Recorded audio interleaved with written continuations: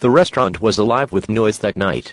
Silverware clinked against plates, bursts of laughter rose and fell like waves, and the golden glow of chandeliers spilled over tables filled with people who seemed to belong. Everyone was dressed sharply, every seat was filled with confidence and chatter.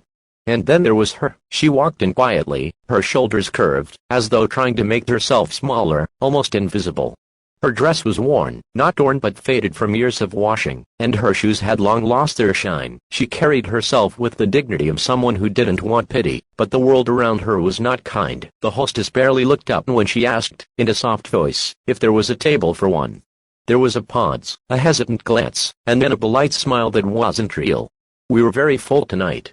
Maybe you can wait at the side." So she stood there, at the edge of the room, holding her small handbag close. A few tables turned to look at her, and the whispers began. They weren't loud, but she felt them. Why would she come here?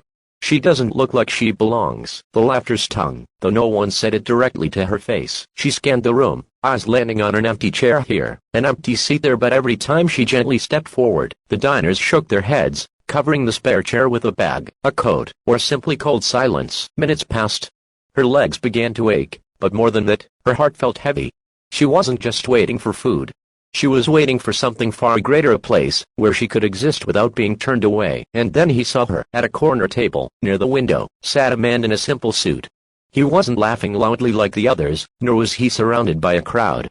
He was alone, quietly stirring his coffee, watching the world. His eyes lifted, and caught hers. Eyes filled, not with judgment but with recognition, as if he had known that kind of loneliness himself. Without hesitation, he pushed back his chair and stood. Slowly, deliberately, he walked across the polished floor, every step echoing in the room that had grown strangely quiet. People watched, forks paused midair, curious. He reached her side, and in a voice gentle yet strong, he said, "You look like you've been waiting far too long." Then, without asking permission from anyone else, he pulled out the chair at his own table, and placed it in front of her. "Please," said, "you're welcome here." Her lips trembled. No one had offered her a seat, not on the bus earlier that day, not in the waiting room at the clinic, not here. But now, someone had not just offered, he had insisted. She lowered herself into the chair slowly, as if afraid the moment might vanish. Her hands shook as she set her handbag down. The man smiled, signaling the waiter, "Bring her the menu, and please, treat her with the same respect you'd give anyone else here." His voice carried weight, not anger, but a quiet authority that made the waiter bow slightly before hurrying off. The room shifted. People who had been whispering now avoided eye contact. A few looked ashamed.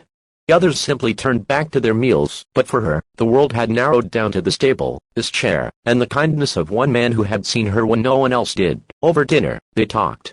At first, her words were hesitant, like a bird afraid to leave the safety of its nest.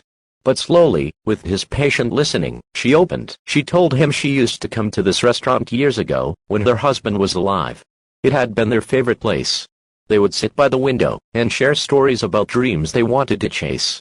But then life had shifted. Her husband had passed, her savings had run dry, and the restaurant became a place she walked past, but never entered until tonight, when she felt brave enough to try. The man listened without interrupting, his eyes never leaving hers.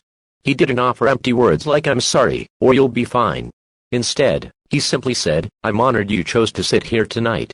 And somehow, that was enough. The meal arrived, simple dishes, nothing extravagant, but to her, it was a feast.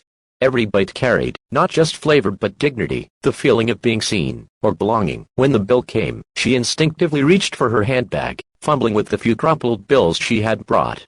But the man gently placed his hand over hers. "This one's on me. Someday, you'll do the same for someone else." That's how kindness works. It travels. Tears welled in her eyes.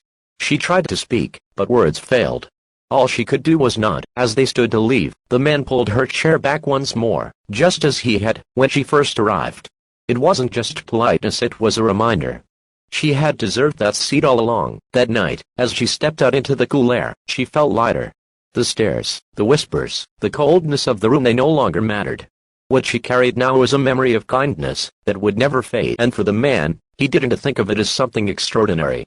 To him, it was simple. No one should ever stand alone while the world sits comfortably. Sometimes, the smallest gesture, a pull chair, a shared meal, can be the moment that saves someone's spirit. So, if you see someone standing on the edges of life, wondering if they belong, pull out a chair for them. Because kindness, no matter how small, can fill a room louder than any laughter. And if this story touched your heart, remember there are many more stories of kindness waiting to be told. Subscribe, and let's keep kind.